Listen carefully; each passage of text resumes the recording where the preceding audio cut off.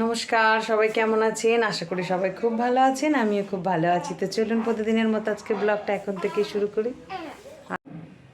আজ বাড়িতে মা নেই, আরোহী নেই, ওরা সবাই কালকে মেলা দেখতে চলে গেছে। এখন ও বাবা, চলো চলো। আসলে বাবু এমন করছে কারণ বাবুর শরীরটা একটু খারাপ আছে। তবে আপনারা অনেকেই কমেন্ট করে জানিয়েছেন বাবুর কি হয়েছে।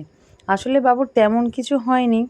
এখন তো বাচ্চারা প্রচণ্ড পায়খানা করে, কয়েক মিনিট বলবো কি আধ ঘন্টা ছাড়া, মানে এরকম প্রচণ্ড পায়খানা করছিল। তার মধ্যে বাবু একটু কোঁত পাড়ছিল, মানে একটু পেটে গ্যাস মনে হচ্ছিল। তো আমাদের সবারই মনে হচ্ছে, তো ওকে আমি যে নার্সিংহোমে আর কি হয়েছে সেখানে ডক্টর দেখিয়েছিলাম, কিন্তু সেটাতে যেন বাবু খুব একটা সুস্থ হলো না। তো আমি সেই কারণেই আবার একটা অন্য ডক্টর দেখাবো ঠিক করলাম। আমরা আগেই ভেবেছিলাম যে ওর জন্মের পরেই একটা ভালো ডক্টর দেখাবো, মানে চাইল্ড স্পেশালিস্ট আর কি। কারণ যেই নার্সিংহোমে হয়েছে সেখানে ওরকম কোনো ডক্টর ছিল না। তো তারপর থেকে আর দেখানো হয়ে ওঠেনি। তারপরে হঠাৎ করে এরকম বাবুর গ্যাস হলো বলে তাই ওকে নিয়ে আমরা বেরাচ্ছি একটু ডক্টরের কাছে। তবে সেটা চাইল্ড স্পেশালিস্টই ডক্টর, তো ওনার কাছেই যাব এখন। তো এত সকালে যাওয়ার কথা ছিল না, হঠাৎ করে ফোন করতে উনি বললেন যে আমি সকাল 10:30 অবধি বসি, মানে সকাল 8:30 থেকে 10:30। তো এখন 9টা বাজে, ওই জন্য আরুইর বাবা বললো রান্নাবান্না থাক, আপাতত আগে বাবুকে ডাক্তারটা দেখিয়ে নিয়ে আসি চলো। তো সেই জন্যই তাড়াহুড়ো করে আমি ড্রেস পরে নিয়েছি, আর বাবুকেও ড্রেস পরিয়ে দিয়েছি। এবারে আমরা বেরাচ্ছি। আর যেহেতু এখন অনেকটা রাস্তা, মানে অনেকটা দূরেই যাব, আমরা এখন যাব ঠাকুরপুকুর, তো সেই কারণেই ওকে একটা হাগিসও পরিয়ে নিয়েছি। তো ওইখানেই ডক্টর দেখাচ্ছে। আর আমার আশপাশের যে ডাক্তারটা চাইল্ড স্পেশালিস্ট তিনি এখন বসবেন না। খোঁজ খবর গতকাল রাত থেকেই নেওয়া হচ্ছিল, রাতে বলবো না, সন্ধ্যা থেকেই নেওয়া হচ্ছিল, কিন্তু কোথাও ভালো ডাক্তার আমরা পেলাম না।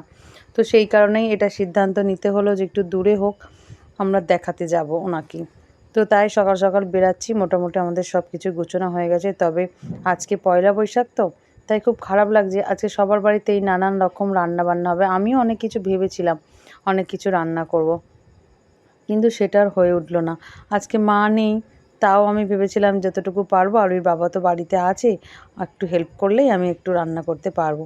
তবে যেহেতু এখন ও আমার ব্রেস্ট মিল্ক খায়, তাই একটু আমাকে নিয়েই সবার সমস্যা, যে আমি হয়তো কিছু খারাপ, মানে কিছু একটু রিচ খাবার আর কি এটা সেটা উল্টোপাল্টা খেয়ে ফেলছি, তার জন্যই বাবুর গ্যাস হচ্ছে।